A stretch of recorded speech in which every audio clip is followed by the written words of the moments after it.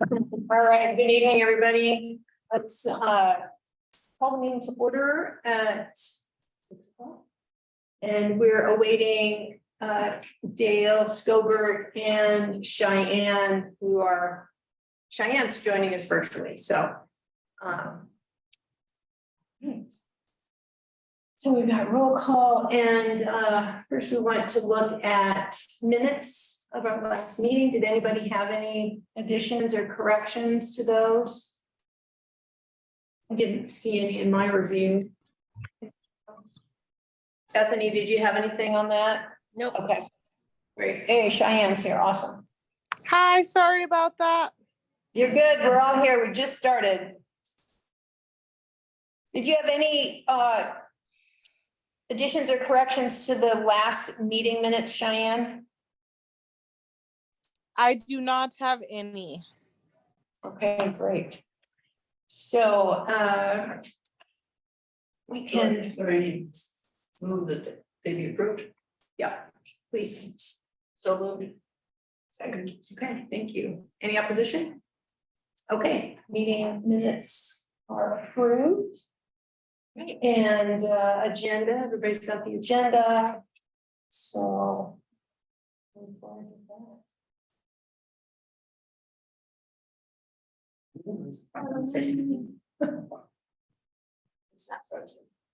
We've been having some technical issues with this computer, so hopefully it doesn't freeze on us this evening, but if we lose you, Bethany and Cheyenne. It's not this.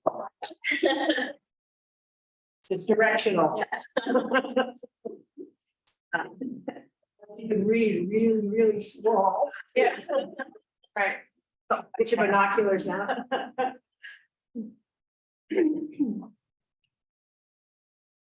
All right, so our only agenda item this evening is the LINCC strategic direction. Hopefully you all got a chance to read it before you came. And I just wanted to gather any input you have on that or thoughts about it. Well, I'll try to. So I always find the strategic direction. It's very frustrating because. It's so generic at times, that you're saying, well, yeah, we know we need to do that, but when's it actually going to happen? One of the problems I have with the third point, and maybe this is impossible to get mutual agreement on, understanding that you have a political question that, will all the libraries actually, library directors be willing to talk this? But in the communication, I'm thinking it would help if it were more pointed in stating that you're trying to communicate the challenges to continuing hours of service and collection improvement with the diminishing resources available under the existing library district, which would then be in tandem with the need to communicate then what new features would be needed. Because if you don't tell people what they're going to lose, they're not incentivized to think about what they need to gain or seek. And it was the loss of library funding that let us get the library district that we have. So I think if you could add that as one of the communication points. So this strategic direction plan, it will be on like the LINCC website and the libraries will be actively using it. We're coming up with a tactical plan on how to accomplish all of these things. And that almost sounds to me more like a tactical item, maybe. What do you guys? So like to give you an example of some of the items in the tactical plan for Tell Our Story and the funding part of Tell Our Story. We need to do a district-wide staff level assessment and figure out the funding to hire additional needed staff. We need to look at the status of compression in all the cities and urban growth boundaries. We need to look at capital needs. So we already know we have we need more flexible programming and community space in all of our buildings. And an operational financial analysis. So with inflation and staffing, e-content, print materials, capital, all of those things are included. So those are some items under funding. And then we actually broke out campaign related as a separate item. Sure. And some of those things, and this is a really early draft, so all of these things could be improved upon, I'm sure. Talk about libraries as an essential service and necessity to civic life, funding groundwork, creating more library advocates, educate and mobilize stakeholders, political bodies, including the county commissioners. And then there's an organization called Every Library that helps libraries who are going out for funding measures. So we're going to try to gain their support.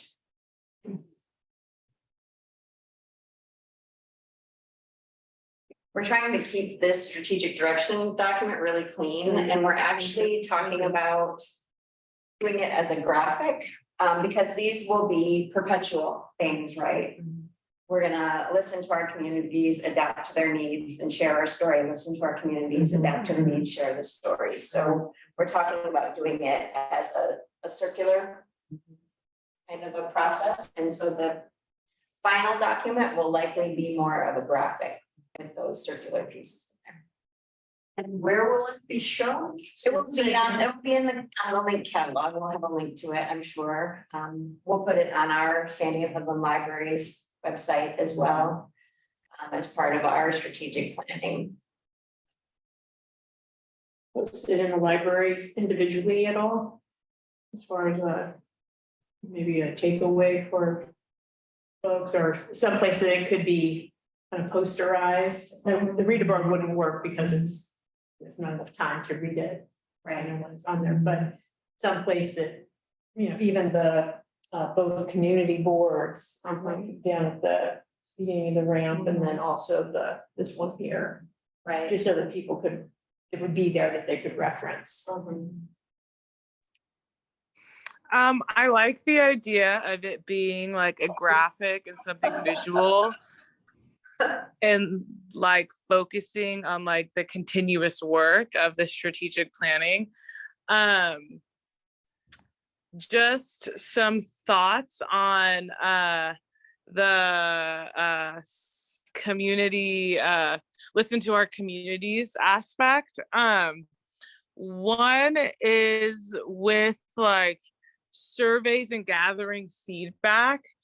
That's kind of what I do in my professional world. So thinking about how that's going, like why would somebody want to take that survey? Why would they want to participate in gathering that feedback? Because like realistically, people have a bunch of things to do. So finding things and really emphasizing that if they're engaging with the libraries in this way, it will benefit them in the future, and finding ways for it can benefit them now.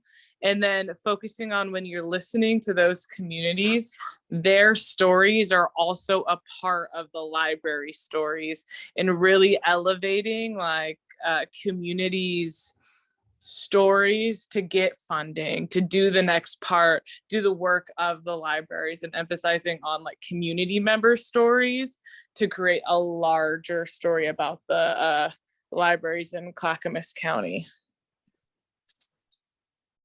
I don't know if you've seen it, but we, in the last newsletter, there was a blurb about logging into Sandy Speaks, which is a tool to get civic input.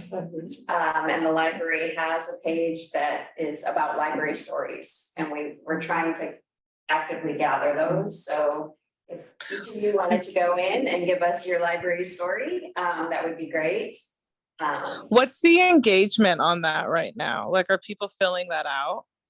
We have only gotten one person from our newsletter approach. Yeah, that's kind of what I'm thinking. Like, I feel like surveys can be, or like that type of feedback is like a low pull for people to do, almost so low that they won't. So it's like how can we get people to fill it out? What sort of incentives and what's the benefit for them to even do it once we get the awareness around it? Right. Do you have any suggestions, Cheyenne, other than to talk about how it will benefit them from the library in the future? I mean, I think that there's so many different avenues you can go through. I know that like libraries in general are under-resourced, but maybe it's like a pass or a tour through the library, or like a small gift card to a local business, or something like that. I think that there's different ways to get creative that are more than just like monetary compensation. But like, or their name gets like, they get put in a raffle and the name gets displayed on something for the month, or they get to pick the book of the month, or week, or something like that.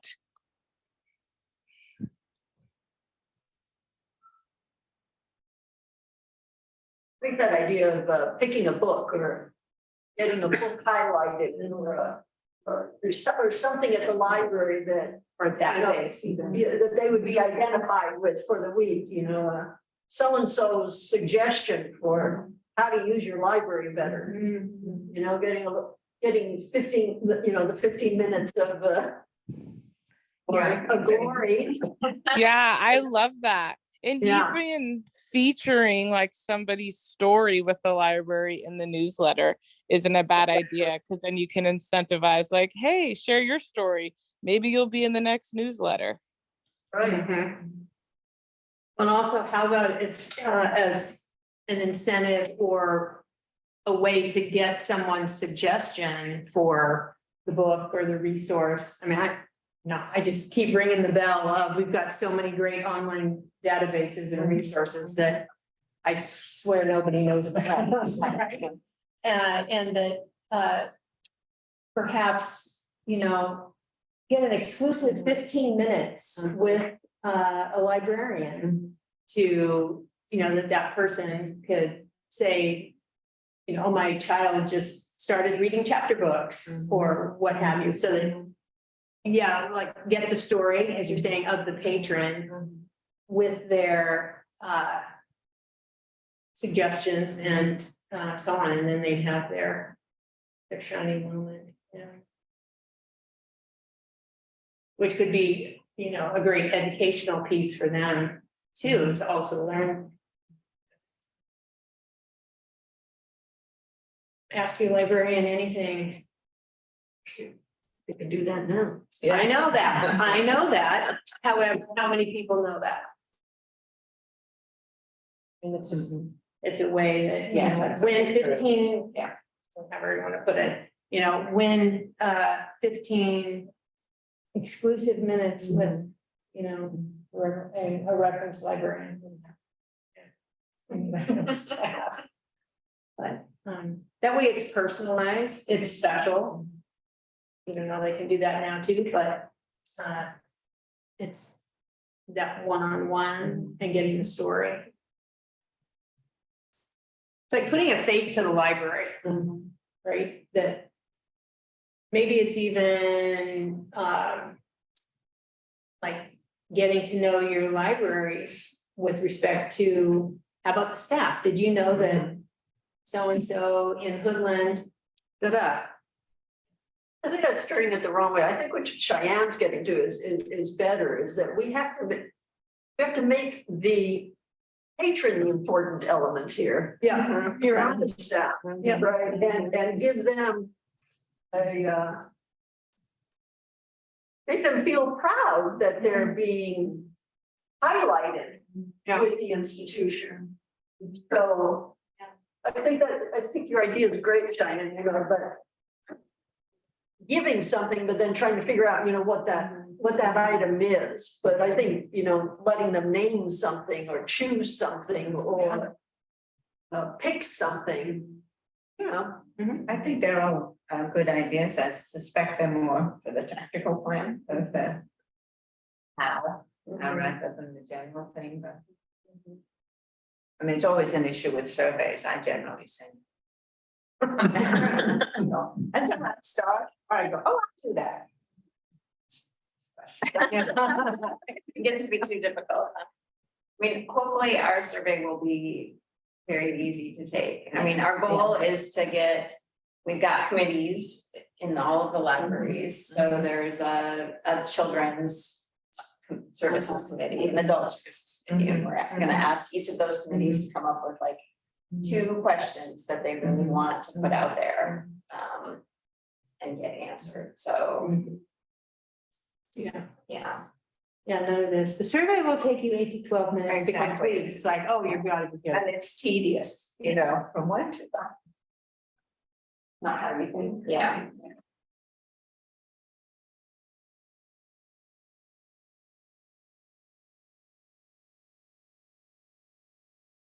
So the timetable, you've got 3 fiscal years here.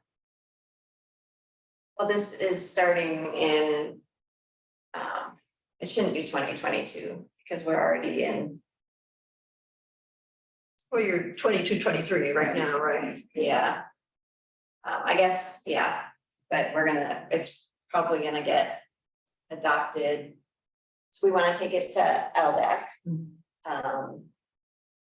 And I haven't heard when the meeting is yet, but so, and we've also at our directors group meeting next week, we have a draft vision and mission statement to go with this, and we're gonna have all staff work on a values statement so that we can make sure we're incorporating everybody's ideas. So that would go to LDAC as well when it's ready. So that's a good question. I mean, what's the point of taking it to LDAC? Well, If you all voted, well, other than letting us know, the subcommittee that was gonna work on the statement for the task force ultimately. yeah. Yeah, they, instead of doing that, they started to do a mission statement and a vision statement. So we're trying to get ahead of them a little bit and say, okay, here's what we're thinking about. Please give us feedback so we can incorporate it into, so, I mean, this is by no means final, even now, because we're talking about it at all of our library boards, and then we're gonna talk about it at LDAC, and then it will be a final document, which is why I'm saying it's not really, I mean, it will start in fiscal year 2022-23, but probably maybe halfway through the year. It'll be in 23. Yeah, yeah. Can I ask a question? Yes. Are any of the link libraries eliminating overdue fines already?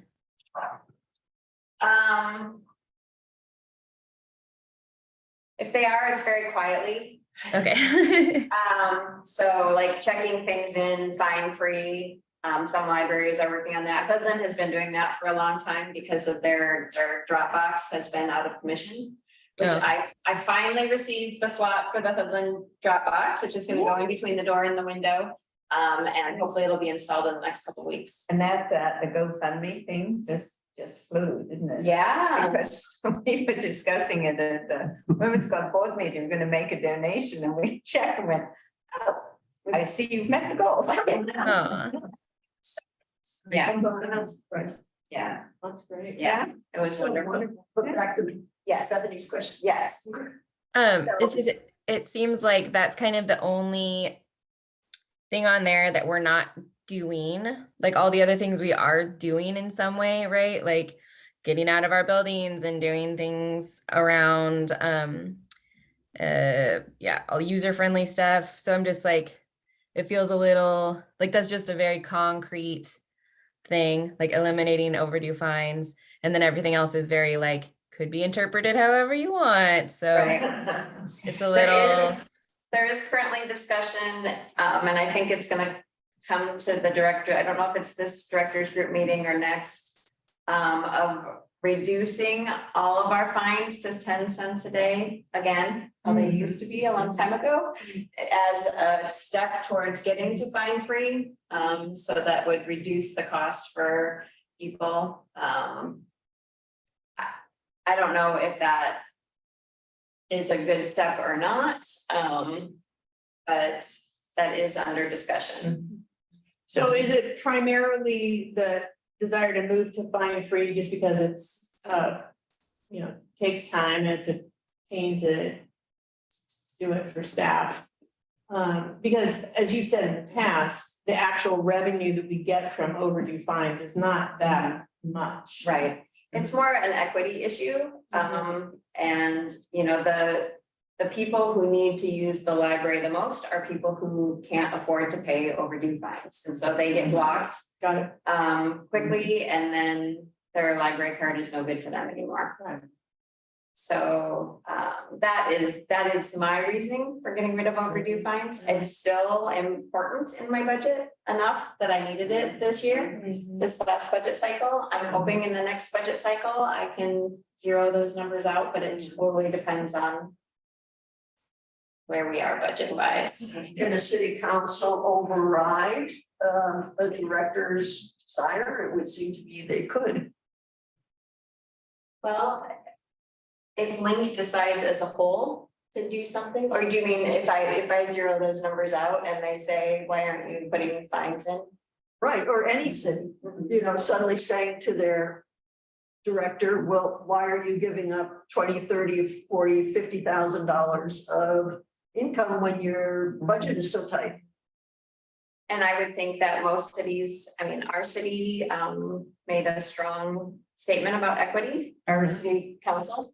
And so I would bring that back to them and say, this is part of this. This is why we need to do this. And I think any city could make that, any library could make that argument with their city.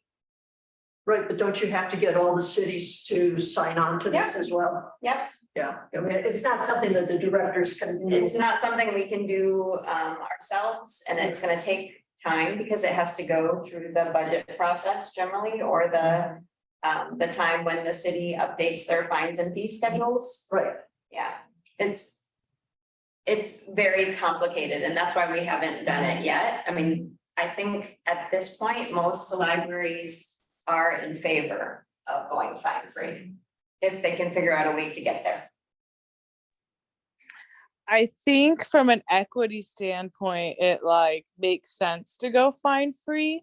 And anticipating that maybe the city council may have an issue with it, or anticipating what it'll do to the budget.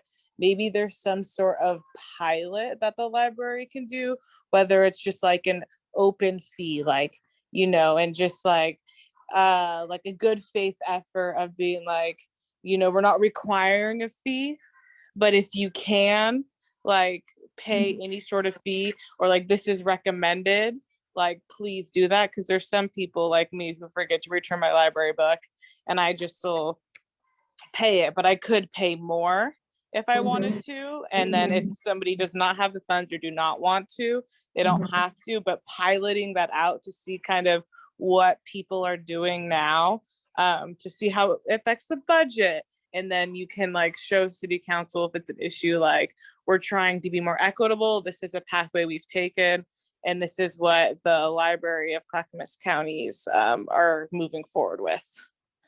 I know that what the libraries that are sort of very quietly reducing their fine revenue are people say, well, I'd still like to pay. And they're like, okay, you can make a donation to the library. So their donations have gone up, maybe 10, 15% because of that. So they're still getting some revenue from it. So could the payment module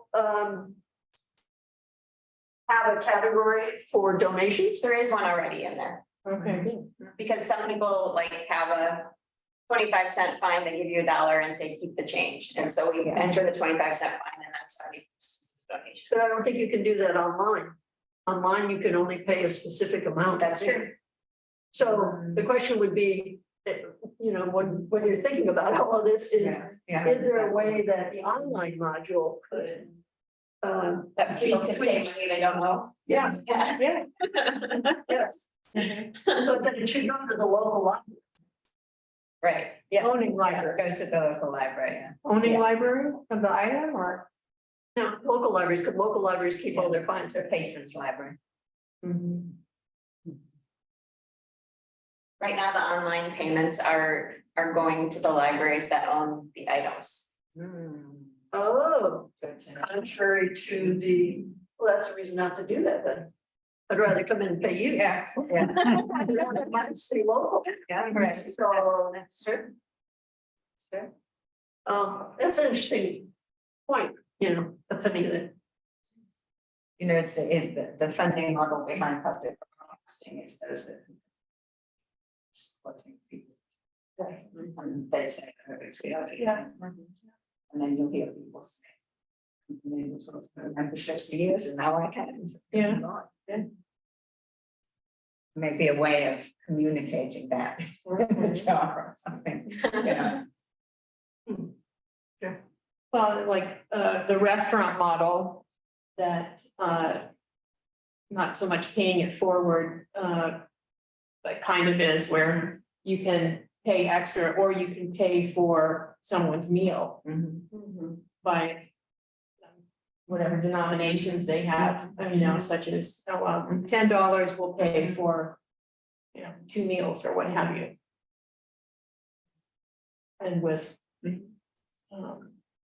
what Lynn's saying is that we're all doing this to support one another.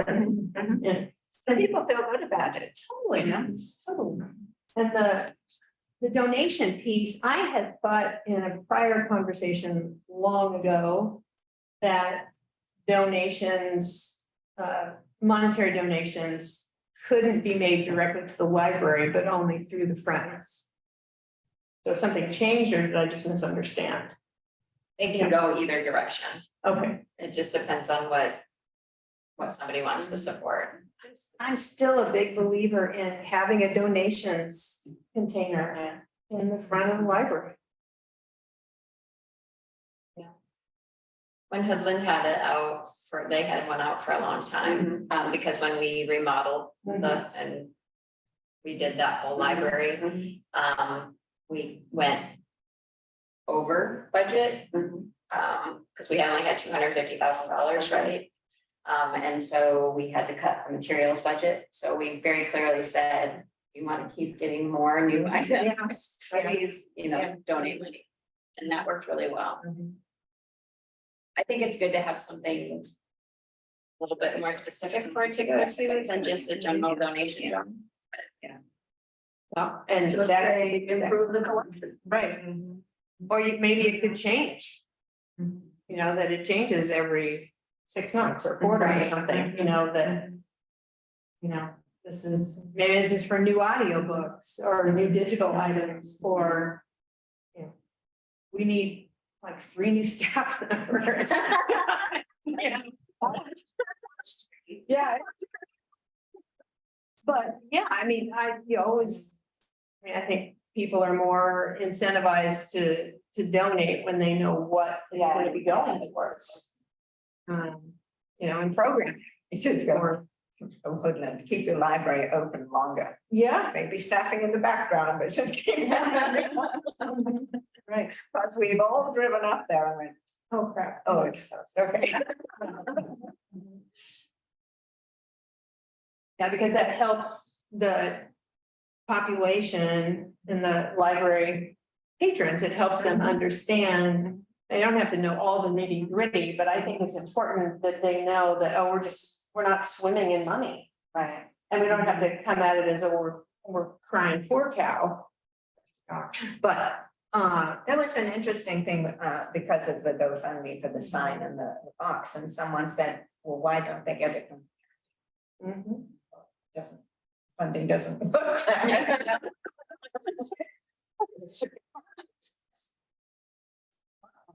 Yeah, so again, people just don't know. they just don't know. Well, that actually goes to the share our story issue. Yeah. is that part of the communication should be about how the current district works and what it can't do, Yeah. right? So that then you get to the, Mhm. so I don't think that's a purely tactical question. I think that is part of the story. When you first said it, I thought share our story, next one, share our need. That's where the funding piece comes in, Yeah. from the share our story, so yeah. Yeah.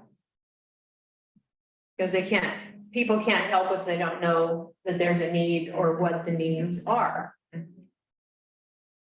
think it's very important. So in your tactical plan, is there a discussion of timing? We haven't laid out any timing pieces yet. I mean, ultimately, as soon as this is approved or even before it's approved, we want to get started on every piece that's in it because it's all important, right? Especially the tell our story right now, as we're gonna be hopefully talking about going out for a new district, maybe. That is an important part of, I know that you all are still working out the details, but like for me, timing and then deliverables. So like looking at this, the first one, eliminate overdue fines. That's really easy to like see if you've done it or not. But everything else, like be leaders in early literacy, strengthen services, like it's kind of hard to like see if people are actually doing that. So not only thinking about timing, but how do we evaluate if libraries are doing that and if it's working. Right. Yeah, like measurable, I guess is the word I'm looking for. So how do we know we're accomplishing what we're saying we want to accomplish? Yes, correct. And I know in the past you've done that because you've had the numbers of this many children, this increase. Right, yeah.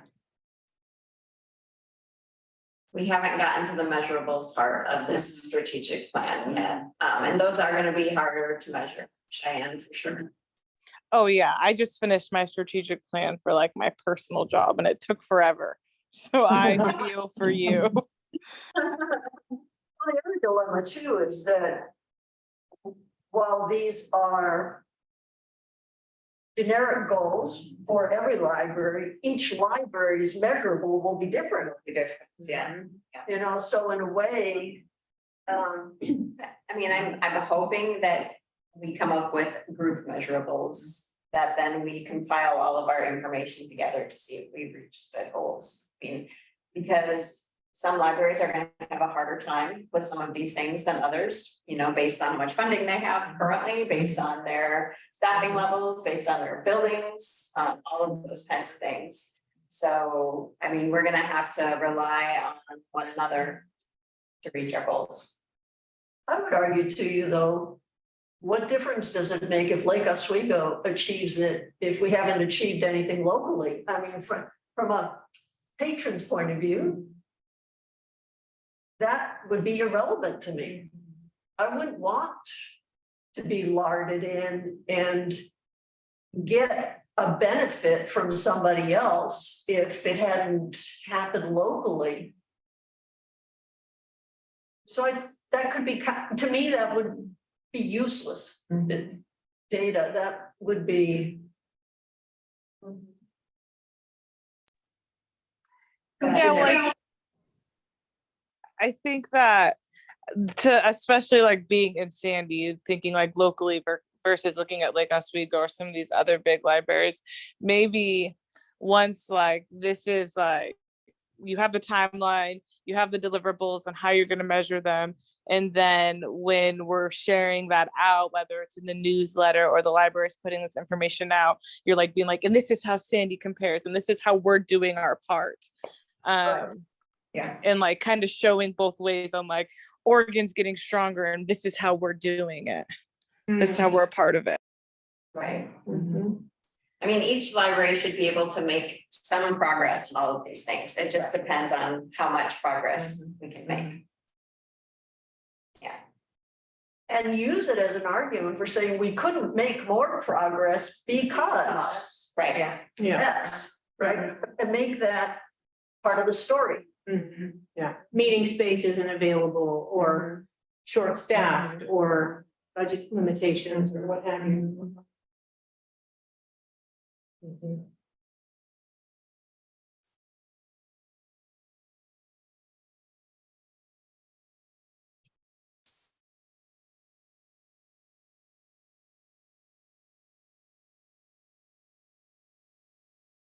Any other thoughts? I don't think we process. It's one thing to come up with a strategic plan, but then to get all of the directors agreeing and then the commission, everybody else on. Yeah.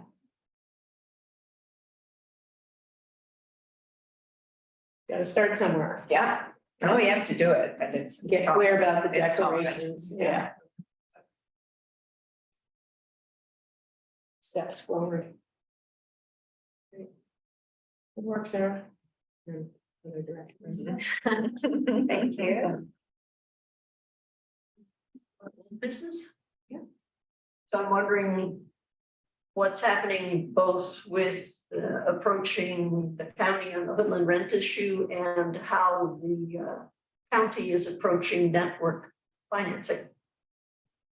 So it sounds like the county administrator went to the city managers again to talk to them about how much, like cutting some network funding and services. And they were like, you need to talk to the library directors.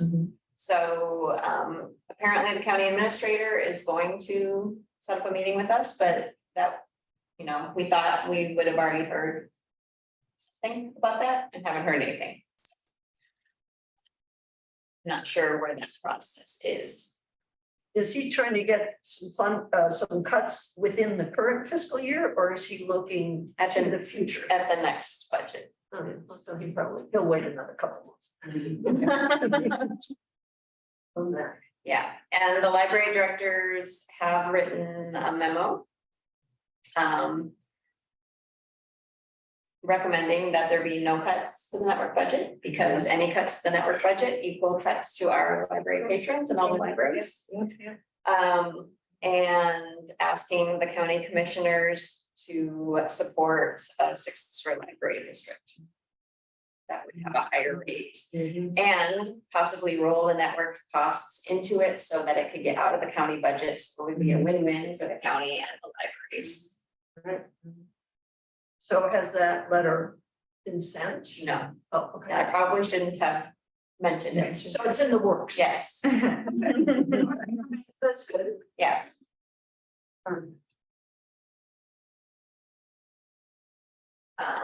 And Woodland rent. The Hoodland rent, I think, Jordan feels like it could go either way. I sort of feel like it should come from the Hoodland contingent, message. Saying that we wanted to meet, and then you could CC Jordan and I, on that. To get the ball rolling. So Jordan will be very supportive, but he feels like because it is a Hoodland service area, that it should come from Hoodland people. So when you say Hoodland people. Jerry and I on the board, and then any people we can. Well, you could say, you know. We are the Hoodland representatives on the Sandy Library Board, and we discussed this matter, and the Sandy Library Board is fully in support of us contacting you to discuss this issue.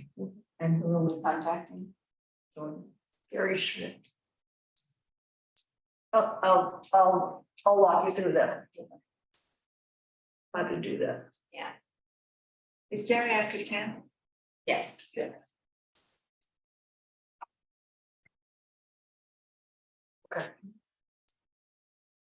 I myself wondering if there isn't, it keeps going down to the county these days for one reason or another. But it's always the squeaky wheel that gets the grease, so if you can get more people saying, wait a minute, why aren't you doing this? Is it too early for community support? No, but I would suggest that the way to approach this perhaps is to ask for a meeting with the county administrator and say, these are the issues. This is what we see. This is our analysis. And we will be taking it to the public comment period unless you have some feedback for us. Right, which would then put it on the table and give you some time to get a group of people together. I did watch the Oak Lodge Task Force last meeting, and they succeeded earlier in the day in getting almost 20 people to public comment in their favor, and it seemed to have at least impressed the commissioners. You know, whether they're going to do anything about it is something totally different, but so the public comment would appear to be a good way to go, just the way the fire district went up there. And the park district and. But I think going to the county administrator first buys some goodwill, because he's not blindsided. And bypassed. Right, and he actually has been quite supportive of the libraries, but has been fighting an uphill battle. So, now the one question is, do you wait until after the election and find out who your city, who the commissioners are gonna be? Or go now, set the table with him, and then let the November election happen? I don't know. I mean, the new budget cycle, and I'm sure they're already starting to get, you know, forecasts and things like that to all the departments, so it would, I don't know. I'd say it should go to Schmidt as soon as you know that Jerry can come in and then decide what to do in terms of the public comment. But you have to decide what your ask is. Yeah, Right. I'm gonna need you to walk me through. Yeah, no problem. I want you. Take the reins. Let's just be clear. Simple. I'll just keep repeating. Broken record effects. Just hang on, make myself. Yeah. You need another language. Not the 2 year French, not the speaking Spanish. Someone could offer Russian. I can bring someone who can offer. Yeah.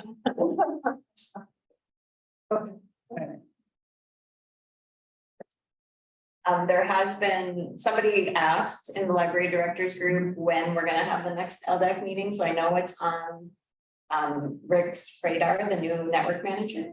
But I also know that Al Mateco is in Arizona.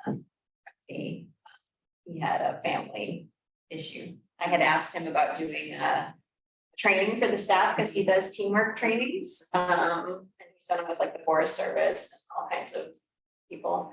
And he initially told me that would be great. He would love to do it on October, on Indigenous Peoples' Day. And then I contacted him again and he said, I'm sorry. He's not currently in town. I mean, that doesn't mean that he couldn't run a meeting, but. Well, we do have a co-chair, not a co-chair, a vice chair. Who's the vice chair? Gladstone? I don't think they've ever had to run a meeting, have they? No, but Yeah. she voted in. Yeah. Always a question. Yeah. Right, and it just made me figuring that piece out, I'm not sure.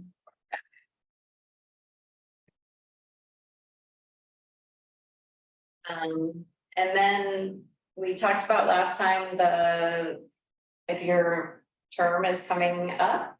And the application is live. I did find it on the website. It's under forms and applications.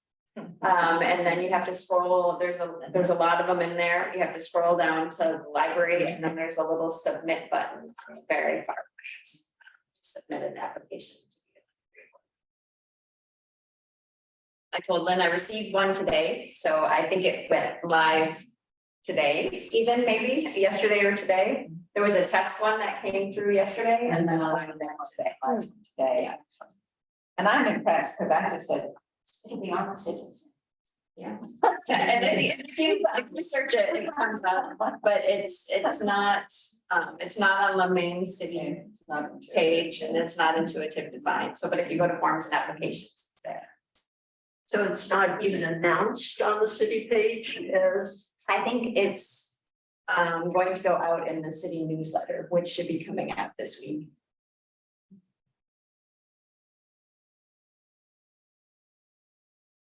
Might be good if you can send that to all the library board members to just say it's now available. And those whose terms are expiring. If you're interested in reapplying, now is your opportunity. You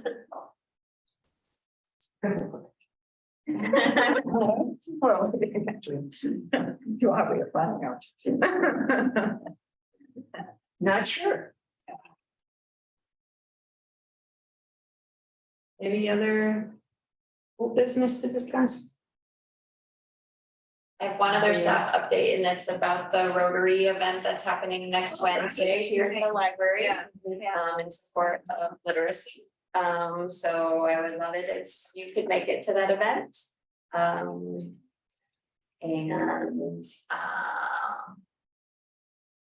Yeah. We're raising funds to give away books for kids preschool age through 2nd grade in the Oregon Trail School District, which is about 1,000 kids, so. Yeah. Oh.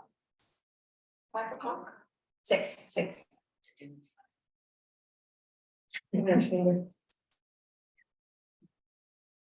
What age group was that? They're gonna distribute books to? Preschool through 2nd grade. Thank you. Dale's a pro at that. Are you still doing the book buddies, Dale? No, No, Kip took that over. okay.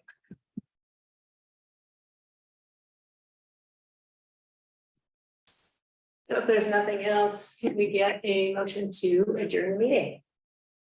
At 6:47. Also move. Okay, can we get a second? Second from Lynn. Okay, meeting adjourned. And next meeting, Sarah, is that in November? Yep. Yeah. First week of November will be our next meeting. Great. The second, first or second? Yeah. Second. Great.